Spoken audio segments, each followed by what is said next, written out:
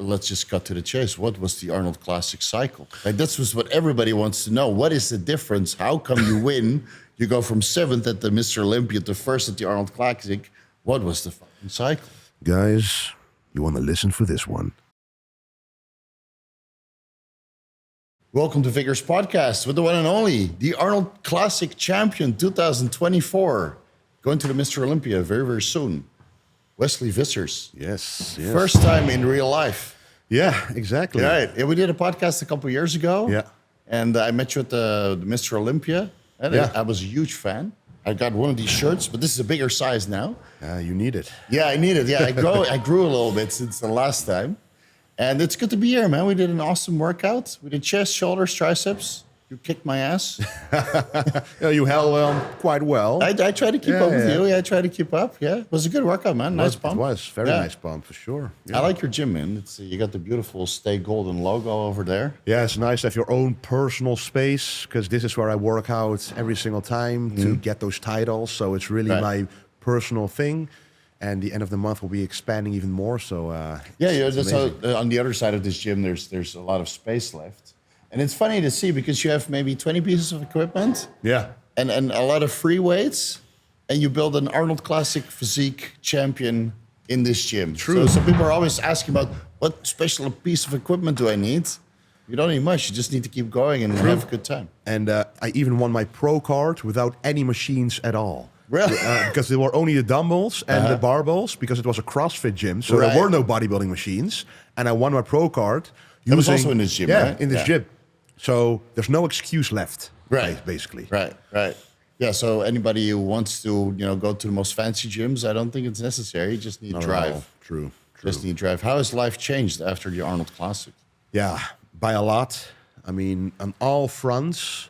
Of course, we all know social media plays a big role nowadays in the career of a bodybuilder. So for me, that has more than doubled now. So which also puts your business and everything else pretty much doubles that as well. So it's very nice to be able to provide for your own family that way. Right. Like through bodybuilding, that's already incredible.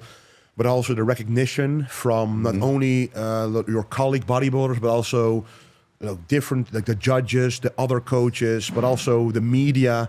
They all take you a lot more serious. And they simply take the predictions now more serious than before. Like they already knew, okay, Wesley has a good physique, but is he ever going to make it? Yeah, I remember those talks, right? Oh, he needs to bring up this, he needs to bring up that. And there's always something. And you continuously improve every year. Yeah. And then you leapfrogged over the top 5 at the Olympia from basically 7th to 1st.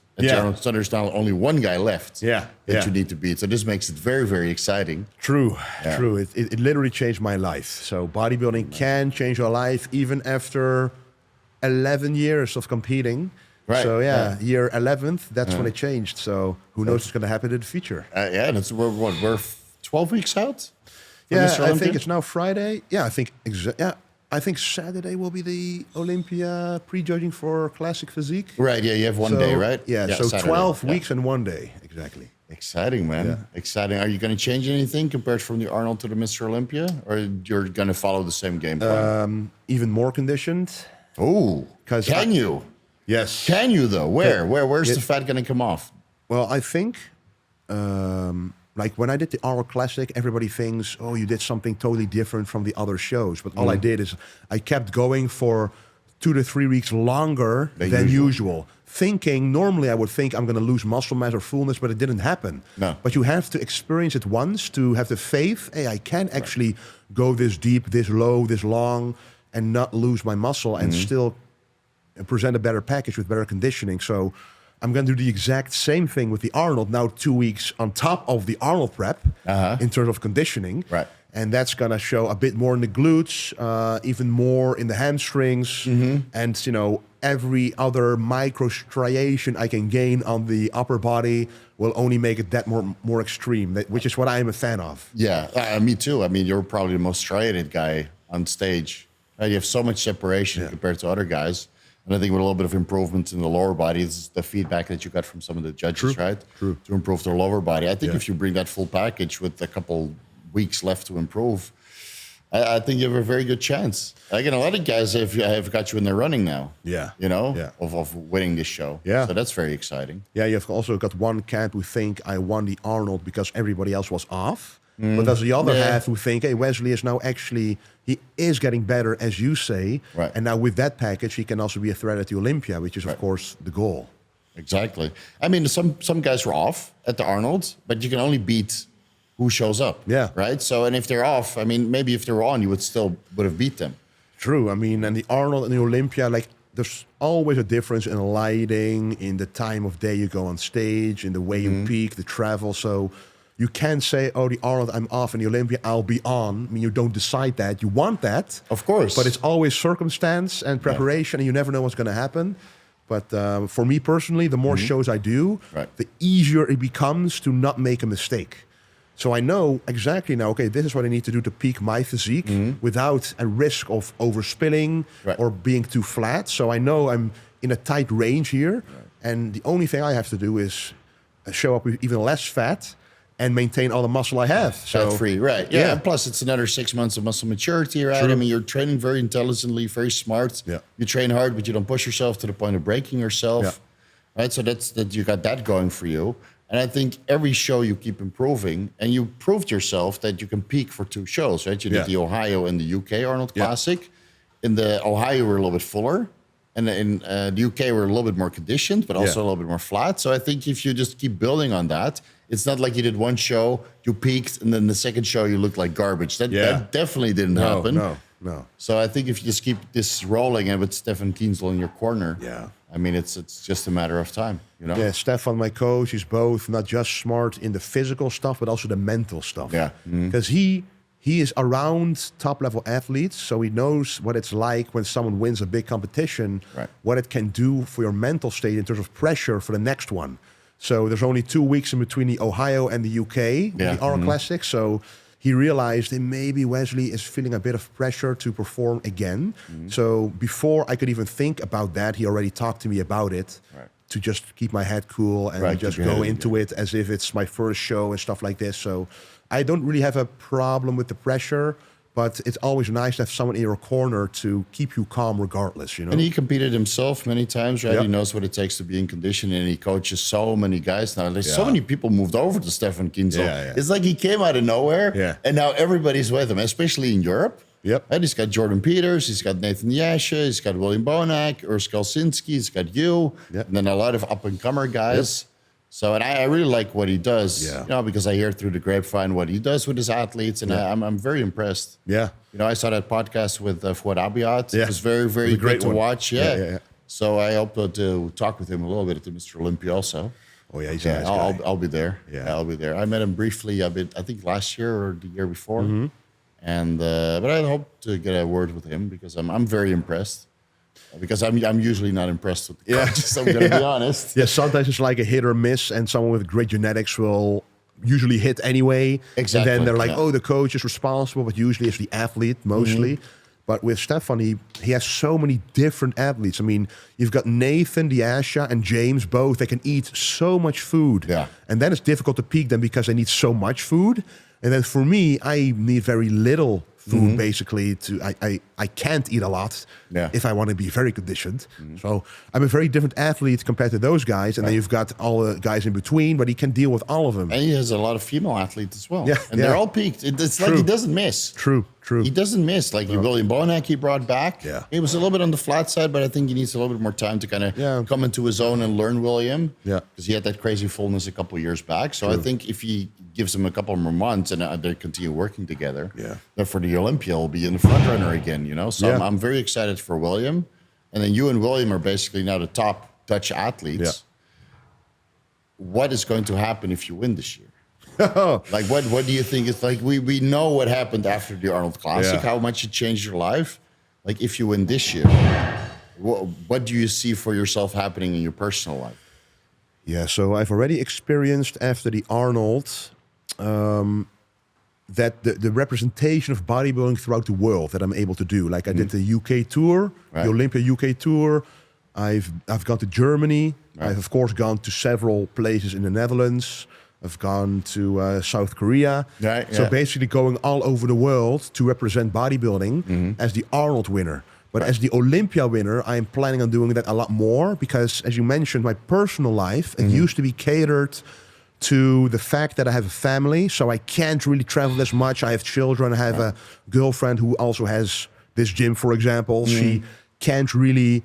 We can't afford to travel so much and not sacrifice them, basically.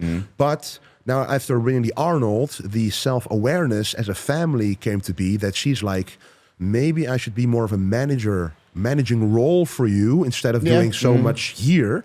And that allows more free time to do stuff like this. Yeah. So you got her on board as the CEO of the brand. But the best thing is she came up with it herself, which is always the best. It's not like I roped her in. She offered. That's good. So that's So the you best got her thing. on a discount. That's how I got my wife to work for me. She's like, maybe I should work with you. So yes. Yeah. I got a great offer for you. So I got her on board full time now. Yeah. It's the best thing ever, man. Yeah, but it's because you trust them completely. You know, they always have the best in mind for you. They will do whatever they need to do to make your journey the best it can be. And this allows me to be, if I win the Olympia, to be more of an ambassador for the sport by going all over the world for this. And very fortunate I have very lovely parents-in-law who always take after the kids. Right. And obviously I'll keep a balance. I won't be gone for most of the year. I feel like gone for 4 to 5 days, like a long weekend. Yeah, I think stuff like that. I think that's very doable. I mean, you see what it did for Jay Cutler and Ronnie Coleman. They traveled basically every weekend. Yeah. And Ronnie had a boatload of kids and Jay didn't have any. And Ronnie has as many kids as he has Olympias. Yeah, that's amazing. But I think you can make it work. And now they're a little bit older, so you didn't miss that golden period of the first couple of years, right? And if you're gone for like 3 or 4 days, maybe a week at maximum, and you do that once a month, I think that's totally acceptable as a husband and father. Yeah. But you build these connections that are longer lasting because at one point competing will be over. True. Right? And as long as you can build that foundation of the network, like you look at some of the old competitors now that stopped retired or they retired 10 years ago, they still have that network. Yeah. And you can still do business and make appearances and do seminars and all that kind of stuff, and that will keep generating money. Yeah. That's because the last thing you want to be is that competitor that as soon as competitive life is over, that there's nothing left. Yeah, true. You know? That's also partially why we have a gym. Right. So right now we purposely will be expanding the gym, but not expanding the members as much as we can, because it's not about the money at the moment. It's about the passion, about creating a functional environment for every serious athlete to achieve their goals, including myself. But once I'm retired, I'm like, well, just let's get the members up there, you know? You can always expand, like what Flex Lewis did. He had the Dragon Lair gym, was basically a private gym for maybe 50 people or 20 people that trained there. And then as he was getting close to his retirement, he moved to Las Vegas, obviously, from Florida to Las Vegas. He expanded the gym. He got a couple more business partners. One of his business partners is a friend of mine that lived in Thailand also. And he just keeps expanding. And now it's like the go-to gym in Vegas. Exactly. Right? And we'll see at the Mr. Olympia, it'll be packed.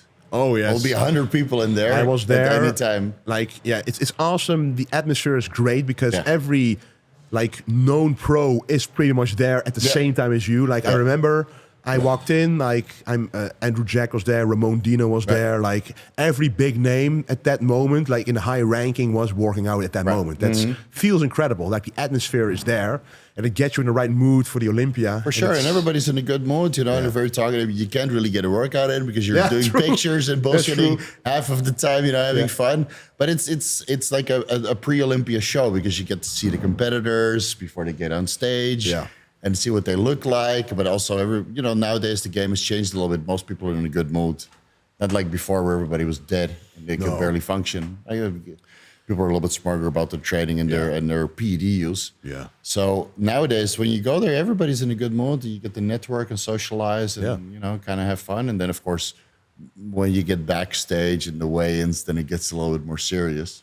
That's true. It's hard to describe. But when you experience it, it's like a unique vibe you feel. Because as you're saying, when you see each other in the gym beforehand, you're like friends, you're like talking, and you're not really about the show itself, but like in general. But once you get to the weigh-ins, You see all those faces. Same face. Like half of them are nervous. Am I going to make weight? That's the first thing. Yeah. And the other half is like they're very serious about like I'm the serious competitor. I'm not distracted. And some like I like to talk to people. Like if I sit there alone, I'll be alone. But if someone sits next to me, I don't mind talking to them. Yeah, of course. Yeah. And for example, Urs is someone like that as well. I can talk to him easily there. And some other guys, but usually it's a very serious vibe. Like it's like quiet when Dan Solomon is introducing everything about how it's going to go and the weekend. Like it's quiet, it's focused, but it's a nice feeling because you're like, oh, yeah, wait a second, this is the Olympia we're talking about. So it's a big deal. Yeah, it is the best of the best, the cream of the crop. And last year you were 7th. Yep. And now you're in the running for, well, at least top 2, right? Based on your ranking now, you're top 2 in the world. So there's only one guy left. So it's going to be interesting. It's going to be very interesting. I mean, you're the one with the experience with kids. Chris just had a kid. Yeah. So he's going to have to experience the whole fatherhood thing. And I'm sure he's got to set it up super nice, but it might be a handicap for him.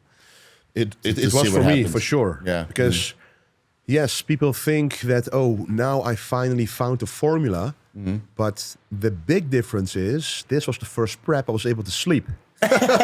So they don't take that into account. I had 2 kids. Like Dexter was born in 2020. So in the 2020 Miss Olympia prep, he was born. So obviously I got 3 to 4 hours if I was lucky a night, like on average a week. And then before he went a complete night full of sleep, like without waking us up, then Lair was born. So you have another 1.5 years. Yeah. So you had 3 years it before Dexter was ready to sleep the whole night.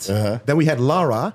So you didn't really get a break. So in the off season or the prep wasn't really as fruitful as they could have been.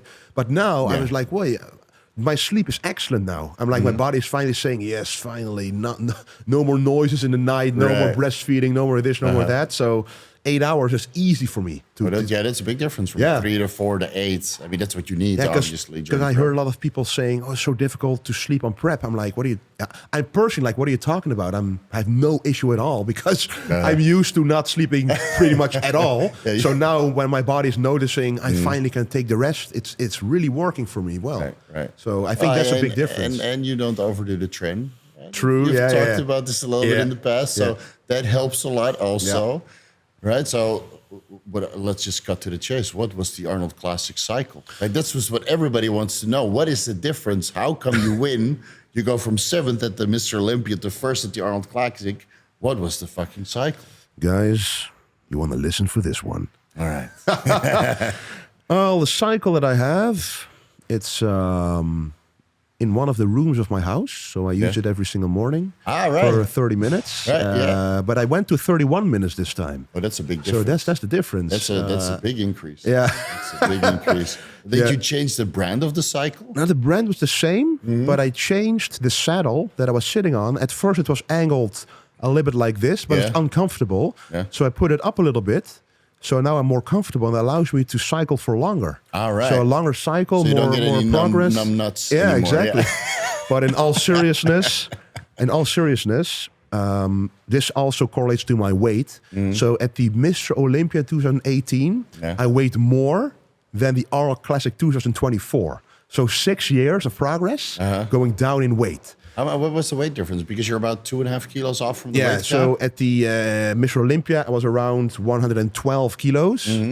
And at the Arnold Classic, if I'm lucky, I was 111. So, so it was a kilo down, but obviously the shape was totally different. Yeah, the body composition, the body fat levels was way lower. The density is now coming through. The muscle maturity. But that correlates also to the usage. So when you're not as experienced, you always think more is better. Yeah. And when you go to the Olympia, I mean, when you are a competitor yourself and you turn pro and you go to a higher and higher level, you always think, I have to match my competitors. They probably do this much. And then you try it, and it actually works the opposite way than you think. It makes you look tired, and it's difficult to peak. It actually makes your physique less impressive. It's more difficult to get in shape. Your sleep is impaired. Stuff like this. So I've been using less and less for a more fresher look. And improving myself in the training, the nutrition, and the supplementation, and the sleep, like improving in those aspects, allowed me to use less of the compounds. Right. So, yeah, that honestly, that is almost a secret. Like, remove toxicity from your body to allow fat burning. There's no obstacle anymore for your body to say, okay, I'm healthy, let's burn the fat. Instead of detoxifying and removing all the garbage and the metabolic waste products, your body can actually function. Yeah. And instead of the lymphatic system trying to process all the toxins, they can now process the fat. Exactly. And this also allows you to kind of cruise into the show a little bit fresher. Like your physique was very fresh. Yeah. Right? It looked beautifully peaked. No crazy tiredness, no tired body parts. Everything was filled out nicely. Not that the upper body is filled out and the legs are super stringy. No. Or weaker body parts are super stringy, right? Like we see with some other competitors. They just look exhausted at the end. Yeah. And that's just overdoing everything. The drugs, but also the cardio and trying to make these crazy weight cuts. Yeah. And it's difficult to make weight when you're loaded to the gills. True. It's actually better. So I coached a lot of athletes at the World Championships, right? There was drug testing involved, so you're very limited on what you can do. Yeah. But you also have to make weight, and that limits you even more. So you can limit which drugs you can use, and also how much of each drug you can use. Yeah. And what I noticed now at Classic, and having an experienced coach like Stefan Kienzl, he understands that less is more, as cliche as it sounds. Yeah. But it also allows you just to be normal and functioning, and then stand at the expo all day instead of being a moody son of a bitch. Yeah. You're just nice and go lucky and happy, and because you sleep so well. Yeah. Right? So you can exclude a lot of the stuff that other competitors are using. True. And if you do use a little bit of Tren, it's probably a lot less than people would expect. Yeah, because nobody thinks about, okay, everybody thinks, okay, I just have to use this compound because it's being used in competitions. But think about what it actually does.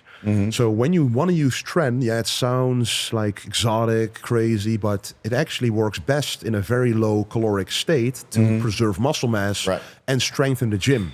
So basically, it's a muscle preservant in times of need where you need to lose that extra fat and you have to dig down deeper, more cardio, less calories. Training needs to uphold in strength so you don't lose muscle. Yeah, what ticks all of those boxes is Tren, but at a very low dose, it already works. So a lot of people go from 0 to like 500, 600, 700, but why take that leap? Why not start with a minimal dose? And sometimes, every time I'm surprised, I'm like, okay, I'm using a minimal amount and I don't have to increase anymore because it's already doing what it's supposed to do. Yeah, and plus you added in the last 4 to 6 weeks or something like that. Yeah. When you really... of course, you get yourself down to, let's say, 6-7% body fat, maybe 8% on a DIXA scan, and then you need to get down to about 5, right, on the DIXA scan, which looks like you're 3. Yeah.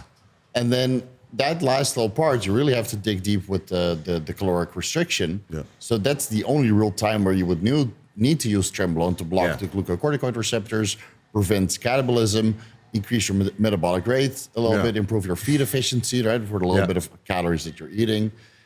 And in that context, it really shines extremely low doses. I mean, I did an experiment with 25 milligrams a week, and I completely mutated. Yeah. Right? I restored most of the muscle mass that I had in the past. And for competitors, based on your body weight, you can actually do like very low dosages. And it's funny to see that now actually come to fruition with the competitors because you're not the only one who follows a protocol like that. There's several that we know about now that are honest about their usage. And you see this is now a recurring theme that with the knowledge that we have access to and the research that is being published, that, you rely on other stuff that doesn't impair your sleep quality. And then everybody still wants to run 700 milligrams of Tren. But I think it's a phase that everybody needs to go through, right? You need to go through this super high, crazy stuff. And then later you realize that maybe with a little bit less, and then it gets less and less and less and less. And you actually look better and you feel better for it also. But it's exactly as you say. It's the realization that the high amounts don't actually do as you think. Yeah. But it's with everything. Like if you eat more food, yes, you make more gains up until a point, then you just get fat. So side effects. You only add side effects to what you want. Right. The training as well, you can go heavier and heavier until you injure yourself. So it has an effect up until a point, and then it's going the other way around. Right. And with usage, it's actually at a very low level already, that turning point, much lower than you realize, actually. Right. So, Yeah, that's exactly what a lot of people should learn. And that's like, I always use the phrase on a needs basis. Right. So you start a prep, and if you're on a very low dose and you're keeping, you're losing fat, your strength is staying the same, your sleep is great, why would you increase the dose? Until you need it. When you, for example, an example would be you go to the gym, you log your lifts, and all of a sudden the third working set you do 1 rep less. Okay, maybe it's a fluke, maybe sleep wasn't as good. Next time it's 2 reps less. Okay, now it's time to use on a needs basis something that can uphold my strength, like a little bit more of a DHT, or maybe at that point you can already experiment with Tren, for example. But it really depends on your own side effect profile and how your body responds to the current situation. It's a boring way to talk, but it's the more longevity way and the better way. Right. Well, you've been competing now for 11 years, right? You said now you're finally in the top of the winner circle. Yeah. But your usage is way more conservative than before. Yeah. And your physique looks better. Yeah.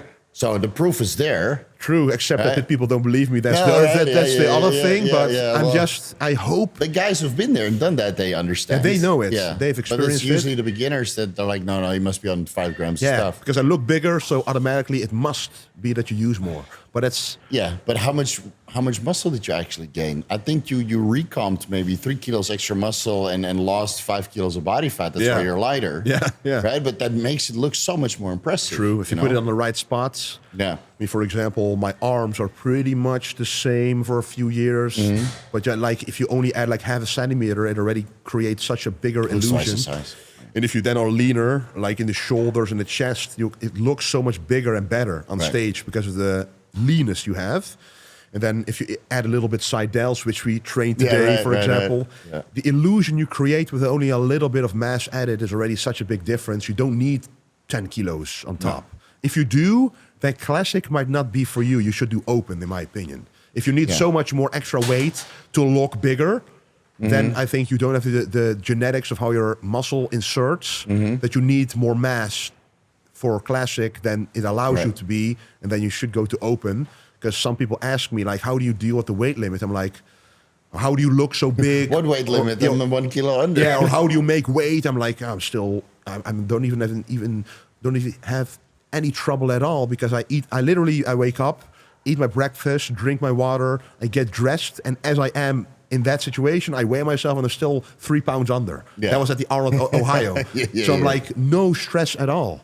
But if you do stress about this and you look at your physique and you're like, maybe with 5 more pounds or 6 more pounds, I would be on the top. But you already struggle with your weight and you're super conditioned. Are you then the perfect classic guy, or should you think about something else? We saw that with Brian, right? I mean, he had to lose muscle to make weight. Yeah, at first. And then now, with the weight cap increasing last year, and then he stepped on stage, he was 4th at the Mr. Olympia. Yeah, amazing. Stellar. I told Chris Cormier, his coach, right, who helps him with the peaking and stuff, and the training and the posing, said, I mean, the one who who benefited the most from the weight increase was, Brian Ansley. Yeah. That height, those height ranges, those got the most pounds added. Yeah. Because for me, it was 2 pounds, 900 grams. Oh. So yeah, but people tell me, oh, that's nothing. But it's for me like those 1 or 2 meals I can have in the morning before weigh-in that allows me not to have to fast. I can be hydrated. I can feel good during the weigh-in, and that creates a so much different look afterwards. Agreed. Than if you have to fast, because we all know if you weigh in supposedly at 12 p.m., it's got to be 2 p.m. before you're out of there. Yeah, and you're afraid to eat and drink. And then you can miss like 3 meals already and 2 liters of water. Yeah.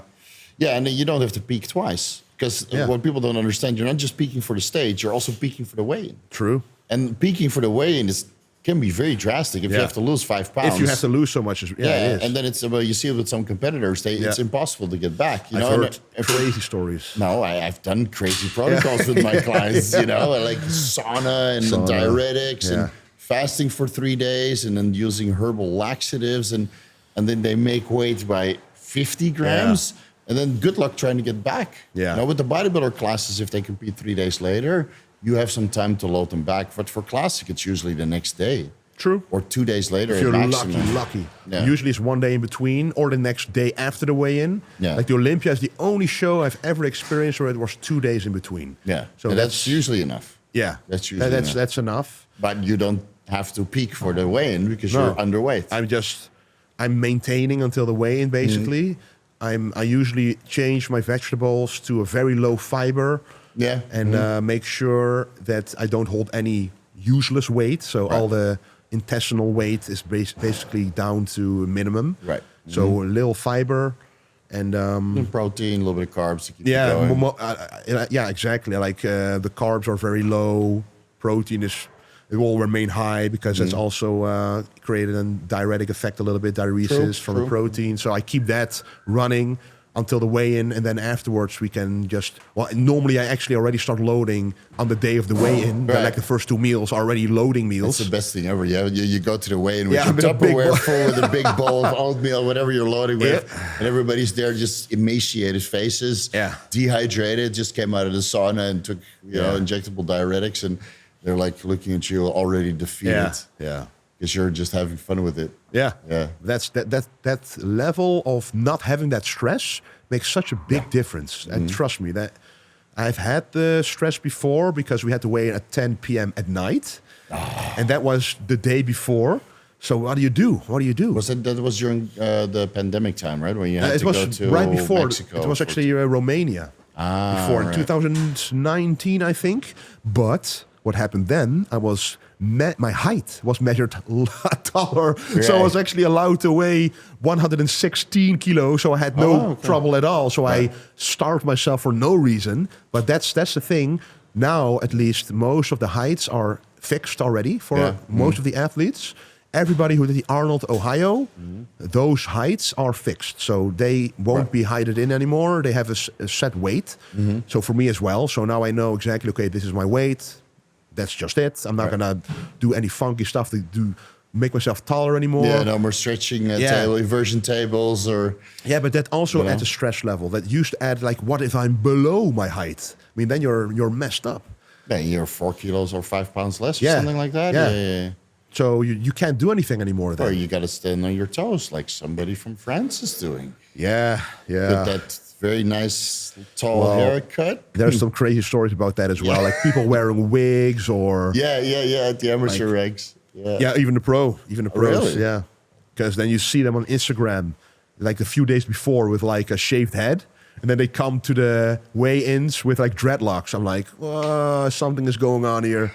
But nowadays, I have to say, most of the time, they don't measure on the top of your head, but they measure on the side. If you have like a weird hairstyle, they're like, okay, now we're just going to guesstimate. And it's usually not in your favor because they go, okay, where do I think your head... You can't see where the head starts. So they always go a little lower to be sure if they're the honest people who are measuring. But you can't say that for every show because every time is different. But most of the time nowadays, I have to say it goes...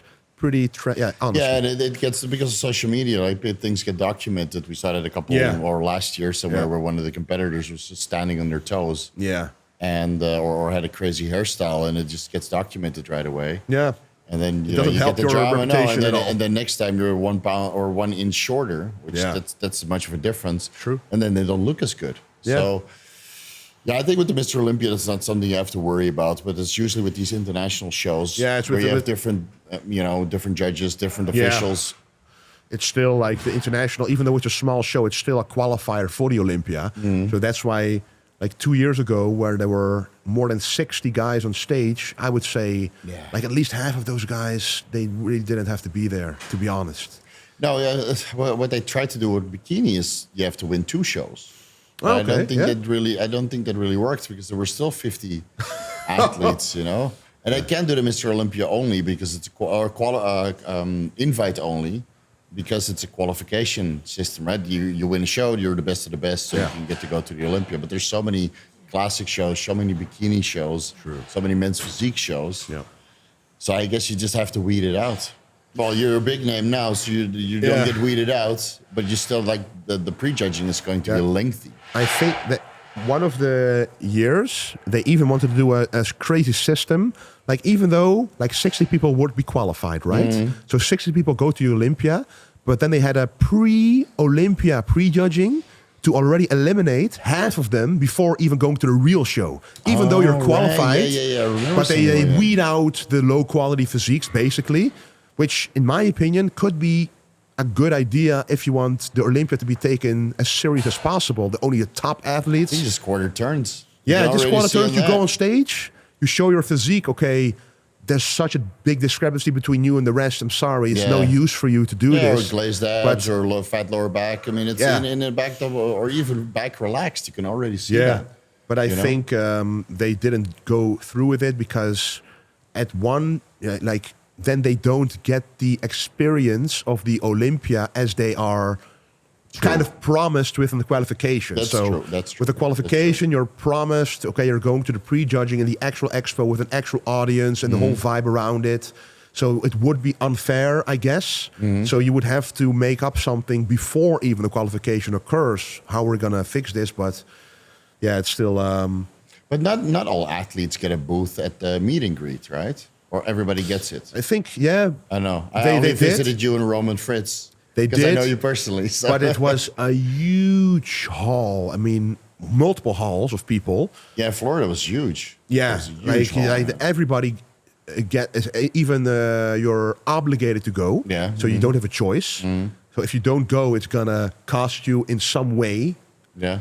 But then still some people don't show up because they didn't show up at all because they are qualified, but for some reason they didn't go to Las Vegas or to the Olympia, so they're not doing the show at all. So you always have some, like 5% will always be empty tables. Yeah. And but the rest, usually everybody is there. So yeah, it's... I think the line this year at your booth is going to be great because I waited 5 minutes, I think, last year to Mr. Olympia for you. Got a nice shirt. We had a good talk. Yeah. And then I had to go around Chris Bumstead's line. Oh. It was all the way to the end. It was all the way to the end. The funny thing is, like, my line wasn't as big, but it was because everybody who was with Chris Bumstead, they go to him first, and then they see the rest. Yeah. And then they come to me or Urs or...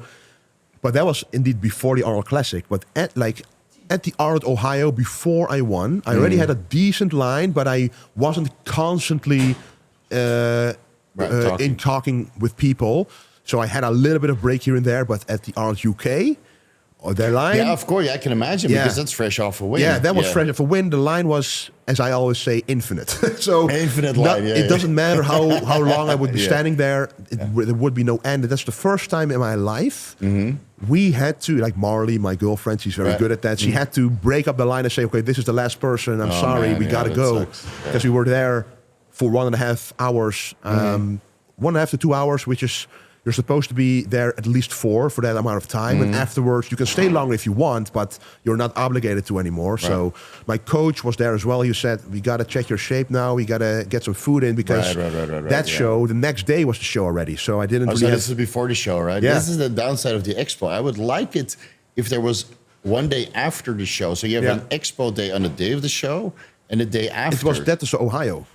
But like at Ohio, you had 1 day before, or 2 days, 1 or 2 days before you have the meet and greet for only people with specific tickets to go there. Tickets, and then the day of the show, you have the expo, and the day after, and the day after that again.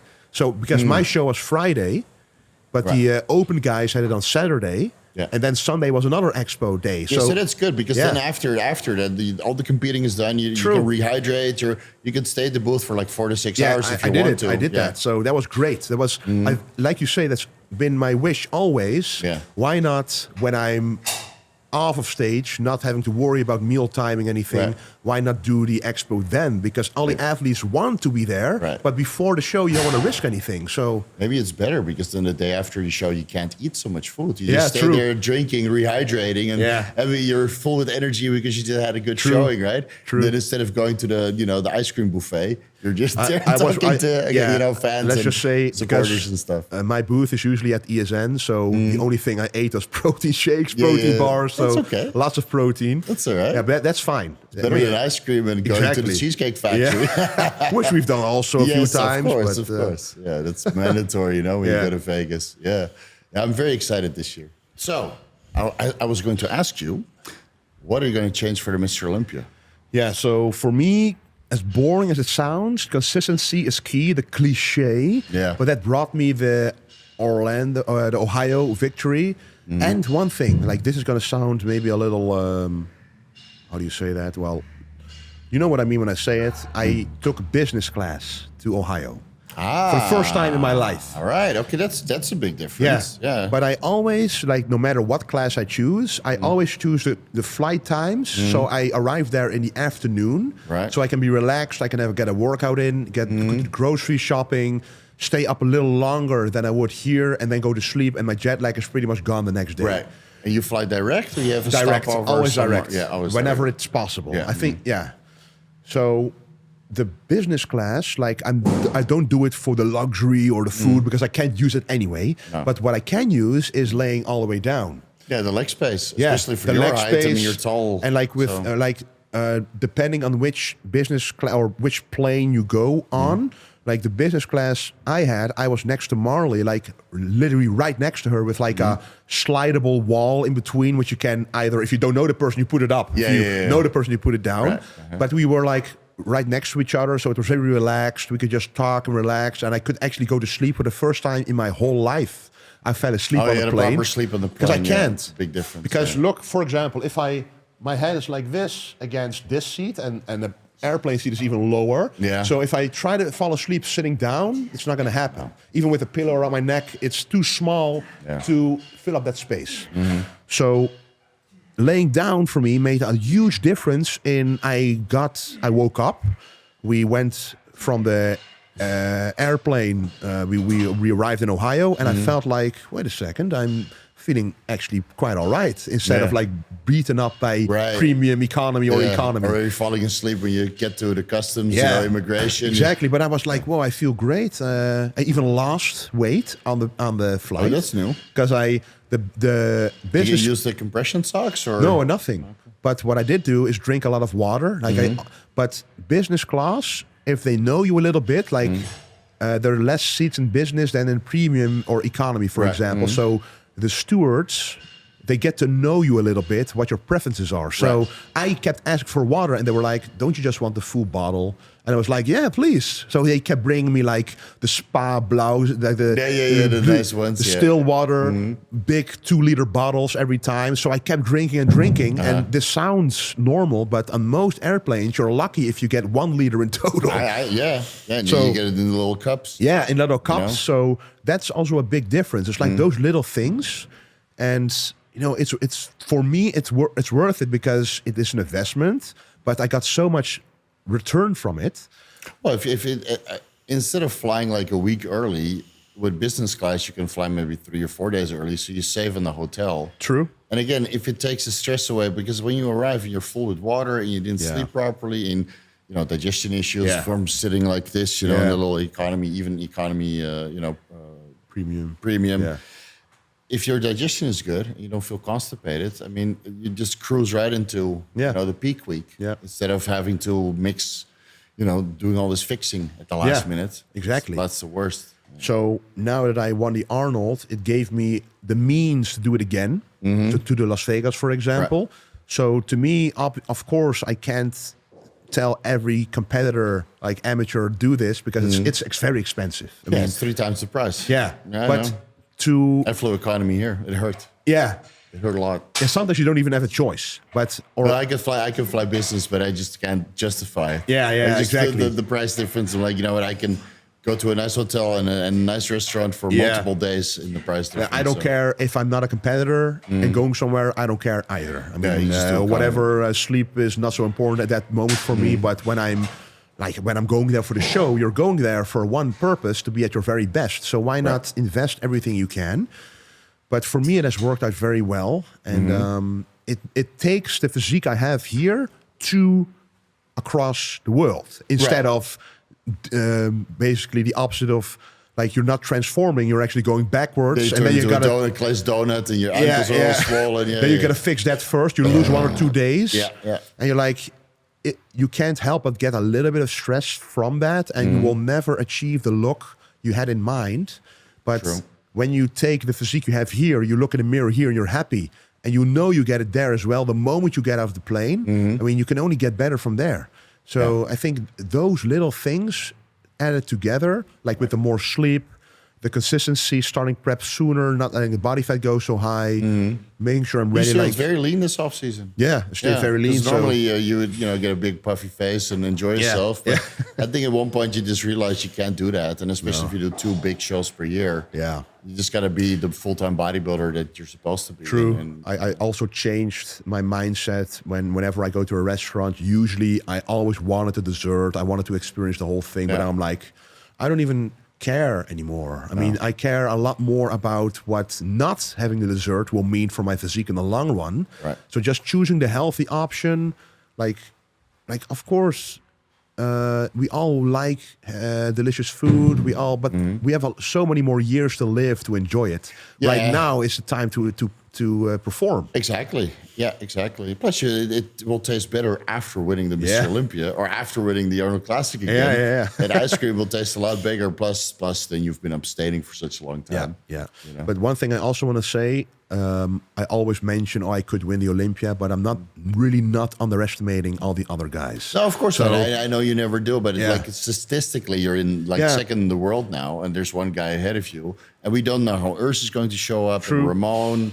I know Ansley. they are incredible because, like Ramon on his own is incredible already. So he was very tough to beat at the Arnold, 1 point difference. I mean, it was very close. But Brian and Urs, they improved so much from the Ohio to the UK. At first I was like, okay, the UK will be relatively easy. Like in my mind, I was like, well, Ramon isn't there, so of course I'm gonna win. So that's what you think because you just beat everybody. But they improved so much. That I was like, wait a second, it's not going to be an automatic victory. I got to really fight for this again. So, in the finals, when me and Brian were left, I wasn't 100% sure that I was going to get it. Right. Because Brian was incredible at that show. And Urs as well. Both of them, they made so many changes in such a short time. So it just goes to show you can never let your guard down. You're always going to be at your very, very best. You never know what's going to happen. So it could happen at this Olympia as well. All of them will improve substantially. But at the same time, it could go the other way around. So let me ask a real question there. Like, will it be very disappointing if you place below Ramon and Urs and Brian and you're moved down to 5th? Yes, if I place below all of them, yes. Yeah. But if I place only below Ramon, I don't think I will be so disappointed because it wasn't a shoe-in victory at the Arnold, Ohio. Even though, like Tyler himself said, when the moment Wesley walked out, you could already see, okay, this guy is the guy. But still, there was only 1 point difference, which you have to take serious. Right. Like if I was a little bit less conditioned or a little bit less full, Ramon would have probably taken it with his titles backing, like he was the previous Arnold Classic winner. So but he was a little bit less than before, right? And you always get compared to your previous best shape. That's true. And you peaked beautifully. Fucking hard you peaked, right? For that show. So you were your best ever. Yeah. And he was a little bit off. Same with Urs, same with Brian, right? So they were a little bit off. And then you just jump over those guys because they look at you, oh, Wesley is the best ever. Yeah. And they not only get compared to you at your best, but also to their previous best. Yeah. So this is why it's always so hard and that you always need to keep improving or at least be as good as your previous show. Yeah. You only get a pass if you're a Mr. Olympia. Yeah. Right? If you're off on Friday or in the morning pre-judging, okay, fine. If you fix it in the finals, you still get a pass, right? You still get the win. Yeah, true. But for the other shows, and if you're not the Mr. Olympia competitor, that doesn't fly. No. Right? So you got to deliver now. Yeah. Right? Which I'm sure you will because you learned a lot, right? Yeah. Flying business and starting early and then keeping stuff moderate and then really focusing on your recovery modalities. And then it's up to the judges and the competitors to see who shows up and what the flavor of the day is, basically. Exactly. Ultimately, all you can do, as boring as it sounds, is show up at your best, preferably better than before. Right. And then it's up to the judges what they like on that day. Yeah. But it's usually not the case that everybody shows up at their best. Usually At it's the like... Olympia, no. Because I don't think it ever happened at all. It's very demanding, you know, with the meet and greet and the press conference and just going to the booth during the day. It's the most demanding weekend or the most demanding competition. And you've been there now 3 times? The Fourth? Olympia? Yeah. This is my 6th time. 6th time already. Oh, wow. Yeah, times goes quickly. And it's 6 years in a row, right? I know I skipped 1 year. So 2018 was my first, then 19, 20. I didn't do 19 actually. Yeah. So everything except 19. Right. So this will be number 6 then. Right. Yeah, so you have a lot of experience, right? And if you keep building on that, then I think it's, again, I'm very excited. I'll be cheering from the audience. I got VIP tickets, so Nice. you'll be able to hear Those me. tickets were hard to get. But I know a guy. Yeah. I always Everybody's know a guy telling me. somewhere. Everybody's telling me where can I get tickets, but they were sold out pretty early on. Yeah, so they offer it to gold and silver ticket holders from last year, and those gold tickets are impossible. Yeah. But if you know a guy, so I'll be in the gold segment. Nice. Yeah, I'm very Then excited. I should be able to hear you, right? You'll be able to see me. Yeah. This time, because this time I'll be big. I'll be pasty white. Oh, yeah. I'll contrast to the lights, and you'll see like me right there, like oranje boven. Yeah, nice. I'll shoot some golden aesthetics slogans. Nice. But it's and will your wife be somewhere? But She's there. She'll probably be backstage then or somewhere in that area. No one is allowed backstage. Oh, that's right, Except for exceptions. Yeah. But no one is really allowed backstage at the Olympia. Arnold, you have a little bit more leeway. They let videographers there, photographers. But at the Olympia, it's only the video guys from the Olympia itself, like the guys who have to deal with them for the production exactly. But for the rest, you have some, like if you know a guy, people there. But for the rest, like I am not allowed to take anyone back there. No, right. So but it's good because backstage you want only the athletes. You want it to be quiet and you have the space. So I like it that way, but she will be in the audience because she will get a very nice seat as well. So the funny thing is about the VIP tickets, you get to go backstage as a VIP ticket holder. Oh yeah? So I went backstage last year as a silver ticket holder, and then you get to see the backstage, the pump up area, and I went there with Chase Irons. Yeah. So we kind of buddied up. But at the Olympia? Yeah, at the Olympia. Yeah, I was on stage before you were on stage. I was on stage on Friday. But I don't think during the... No, not during. No. It's all way before. Yeah, so they're still preparing. Yeah. You see some of the weights, some of the mirrors, the posing area, and where they do the live stream from. I did that at the Arnold also. I went on stage. Like the funny thing is, me and Urs at the Arnold UK, we already went on the stage, and the lights were as they were at the prejudging. So they already set it up. So we already we took down the pants. We just checked, and they happened to live stream that. Oh, really? So my coach, he saw it and he was like, "Oh, the light is perfect." Actually, yeah. It was very funny because people were standing there to take pictures with the phone to see what it looks like. Right. But we were actually being recorded on like a super big screen. Oh, that's cool. Which we didn't realize, but it was pretty awesome. So that's cool. It's nice to have that capability as an athlete to already check. Okay, what's the lighting like? How dark should my tan be? That actually should be mandatory. Yeah, I like that a lot because it's a production, right? So you want as the organizer. You want all your athletes to look the best, and it's always hit and miss with the tan. Right? Some guys are too light, some are too dark, and then once you go out on prejudging, then okay, you can fix it for finals. But if you get like a trial without the shine, obviously. But if you get just a skin tone check, maybe the day before or the morning of, where you can just go on stage and everybody's there. It doesn't matter what class. True. Because the lights are just on. Maybe 2 hours before. Yeah, because you can apply another coat if needed. At the Arnold, you get like a tour of for the athletes. You get a tour of where you're going to be, like tomorrow or in 2 days. Okay, this is the stage, this is the backstage. Then you know kind of the area. So one of those portions was the actual prejudging stage and the final stage as well. So you could check, okay, how do I look here, and do I need another coat of tan? Or it's very nice that they do that. So maybe it's something to improve for the Olympia. I know some of the Olympia guys are watching, so. Make it happen. Yeah, stuff like this. It's for the athletes. It's very nice because it helps you prepare. Right. Because everybody, the promoters, the organizers, and the audience want the athletes to be at their absolute best. Yeah. So what can we do to make that happen? And the pasty Caucasians, we need some extra tan, Like Mike Israel was under tanned, and James Hollingshead is always under tanned. And I mean, your tan was absolutely stellar at the Arnold Classic, but you're also tanning off season. Marley to thank for that. She's an expert, and she used to be a professional spray tanner for amateur shows here in the Netherlands. Oh, right, okay. So she knows exactly. She has seen a lot of different people from very close up, let's just say. She knows exactly not to regret any spot. Right, yeah. But she does that for me with like a paint roller and with our own tan that I bought like 100 bottles because that's the best one in my opinion for me. And then I get a base tan exactly as you say, and that works beautifully for the look. Right. Yeah, I used to do the tan for my wife always. Never relied on the spray tan because sometimes it's late or you're standing there for 2 hours and you miss meals. So I would just put as much paint on her as I could, and then she would be perfect on the day of the show. Yeah, and she would go against everybody that used DreamTan. So you lose so much definition on the DreamTan, and she would have Pro Tan on. Nice, with the nice shine. Yeah, so that automatically makes you, so much better. True. True. Yeah, DreamTan is the worst. Did you ever use DreamTan in no, Holland? But someone used it backstage. He rubbed off again on me, and he left like a streak on me, like from his tan, because it was like a glitter DreamTan, like paste almost. Yeah, it doesn't really absorb. It's like on your skin. On you. Yeah, it's on you. Yeah, so, but they don't allow it anymore for years, at least, from what I know. But because it messes up the whole venue. Yeah, exactly.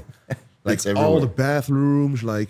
I remember one of the first years I competed, the hotel, they weren't prepared for what the athletes are doing. So the bed sheets, the walls, the toilets, everything was messed up. And then the next year they were like, if we find these spots again, you're going to get a fine of like €1,000 to clean this shit because... Yeah, it doesn't get out. It doesn't get out easily, no, not at all. The only way you can get the DreamTan off is with coconut oil. Oh, really? Yeah, so it's like a solvent, right? Oh, yeah. So it dissolves it. So at the World Championships, you would just bring liters of coconut oil and then bathed up. Yeah, no, just backstage. And then it would be all we bring newspapers and just wipe them down on that, and then fold the newspaper in. Oh, nice. But there would still be droplets everywhere. Yeah. And then the cleaners would come in. You're like, what the hell happened? Yeah. I always feel bad for those guys. Yeah. So in 12 weeks. You're doing the Mr. Olympia.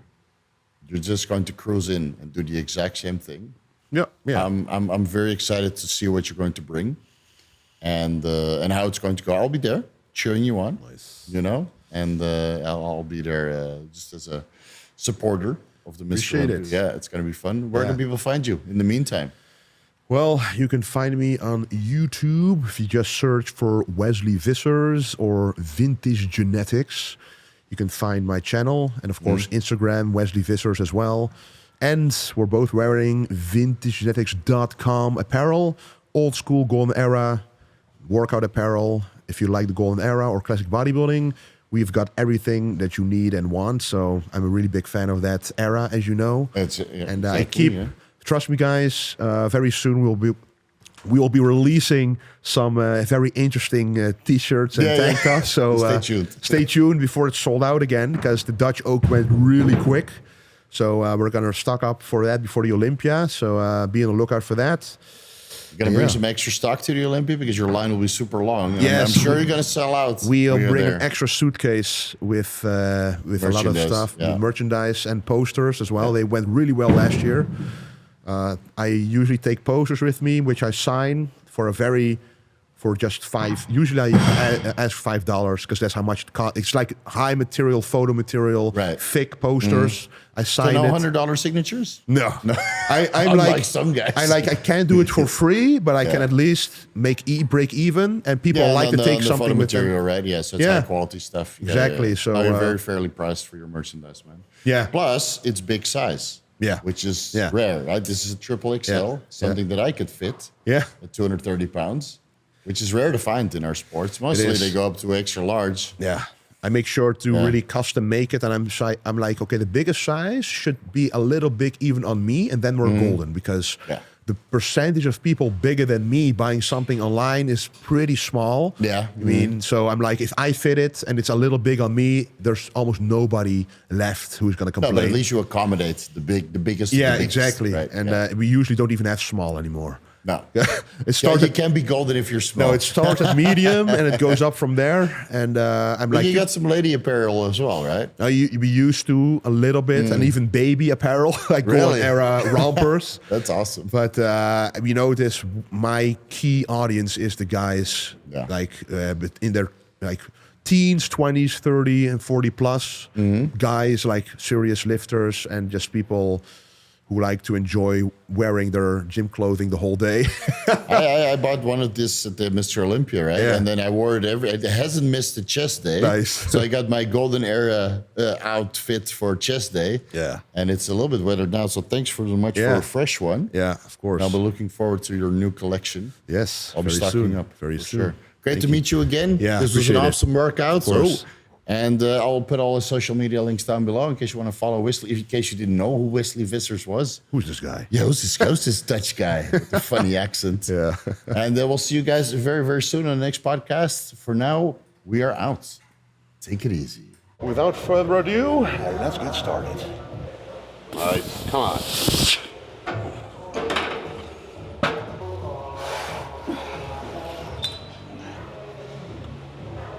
Yeah. Nice. Nice. A nice ISO hold. Nice to hold.